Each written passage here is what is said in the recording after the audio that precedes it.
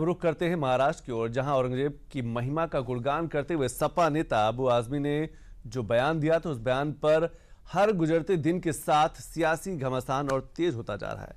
अबू आजमी के बयान के विरोध में एक मांग उठी है। महाराष्ट्र में औरंगजेब के नाम पर जो भी निशान है वो मिटाने के लेकर एक आवाज उठी है। एक रिपोर्ट देख लेते हैं।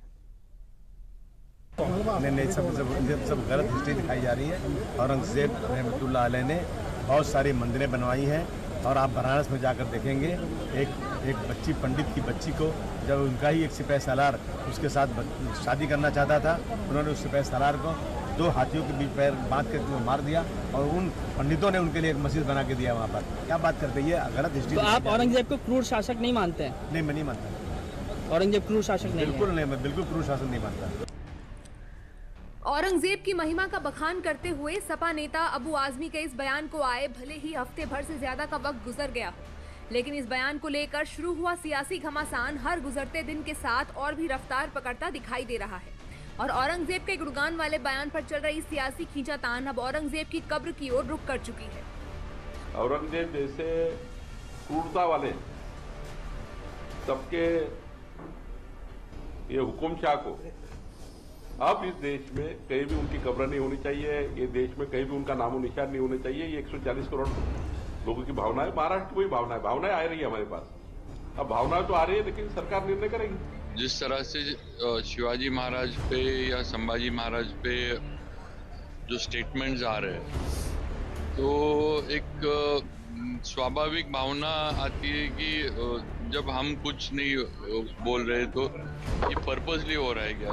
छत्रपति का इतिहास जो है वो कम करने की या उसका इम्पोर्टेंस जो है वो ये करने की क्या बोलते हैं, साजिश, कोशिश है? या तो फिर ये एक स्वाभाविक भावना है कि अगर ऐसा होगा तो औरंगजेब की भी कब्र जो है वो महाराष्ट्र में नहीं रहनी चाहिए। तो इसमें कुछ ये नहीं है, गलत बात नहीं है कुछ। हिंदुस्तान में हमारे हीरो अकबर औरंगजेब कहां से हो जाएंगे, जो उनको उतना हीरो आराध्य मानते हैं? तो उनकी मानसिकता आप समझ लीजिए। मंगोल मानसिकता से पीड़ित हैं। मुगल तो मंगोल से आए थे ना।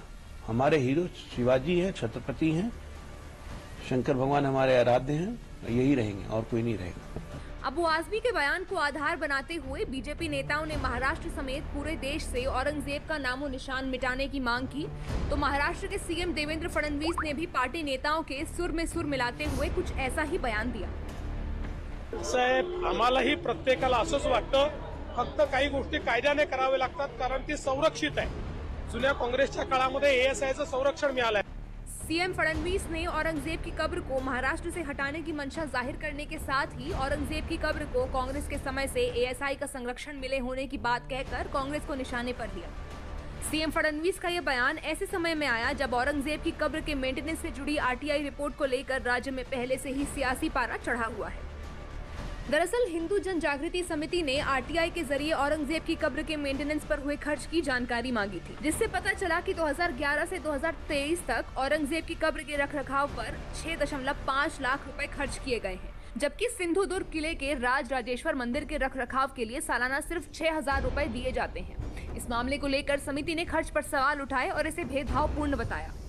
आरटीआई रिपोर्ट के बाद औरंगजेब की कब्र को लेकर आए सीएम फडणवीस के बयान के बाद कांग्रेस और शिवसेना की भी इस पर प्रतिक्रिया देखने को मिली।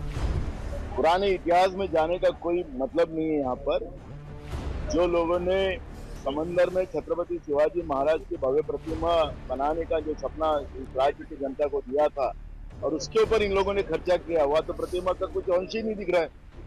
तो मुझे ये लगता है कि ये जो भी है, सरकार विषयों जो पब्लिक इश्यू जो है उसको डाइवर्ट करने की कोशिश बार बार करती है। मैंने देखा है कि शायद धर्म व्यवस्था में हो या फिर कल्चर पे हो या इतिहास में हो, हमें व्यस्त किया जाता है, हमें लड़ाया जाता है, लेकिन आज की जो बात है, फिर वो बेरोजगार की बात हो या फिर महंगाई की बात हो, उस पर कोई बात ही नहीं करता।